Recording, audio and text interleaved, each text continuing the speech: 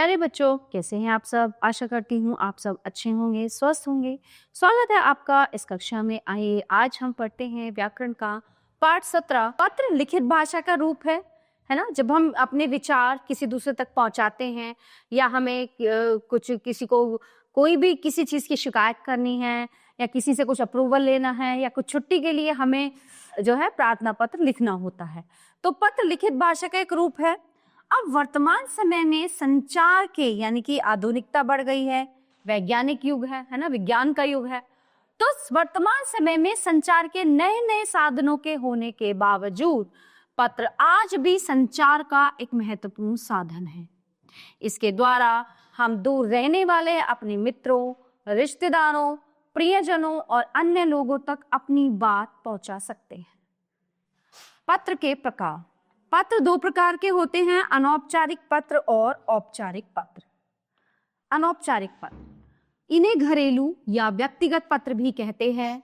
ये अपने परिजनों, मित्रों, प्रियजनों आदि को लिखे जाते हैं।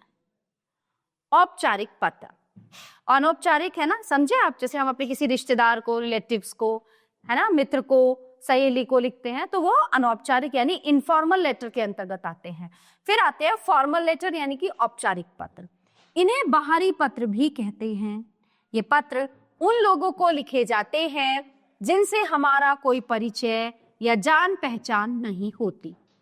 ऐसे पत्र विद्यालय के या कि प्रधानाचार्य, संपादक, पुस्तक विक्रेता आदि को लिखे जाते हैं।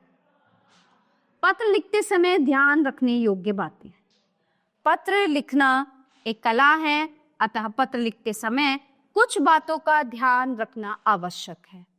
पत्र की भाषा सरल, सहज और सुबोध होनी चाहिए। वाक्य छोटे छोटे व स्पष्ट अर्थ देने वाले होने चाहिए।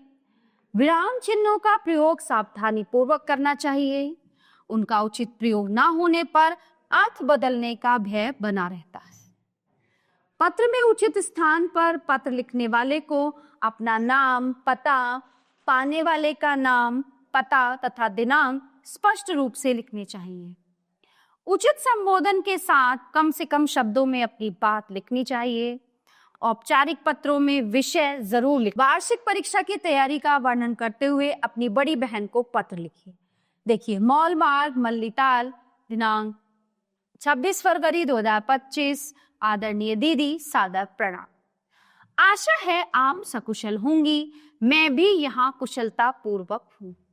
कल ही आपका पत्र मिला, पढ़कर बहुत प्रसन्नता हुई। माँ कैसी है? मैं आजकल वार्षिक परीक्षा की तैयारी में लगा हुआ हूँ। प्रातः 4 बजे नियमित रूप से उठ जाता हूँ। विद्यालय जाने से पहले 2 घंटे अवश्य पढ़ाई करता हूँ। रात को भी 11 बजे से पहले नहीं सोता।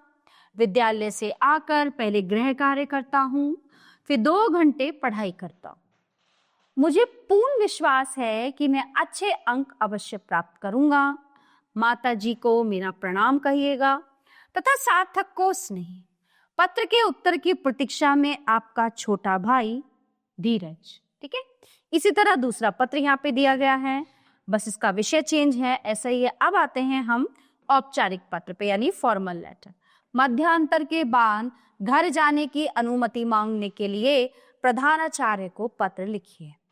लोहिया नगर, गाजियाबाद, दिनांक 17 अगस्त 2025।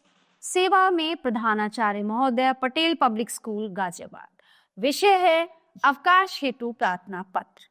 महोदय, सविनय निवेदन यह है कि मेरी छोटी बहन को एक दुर्घटना में चोट आई है।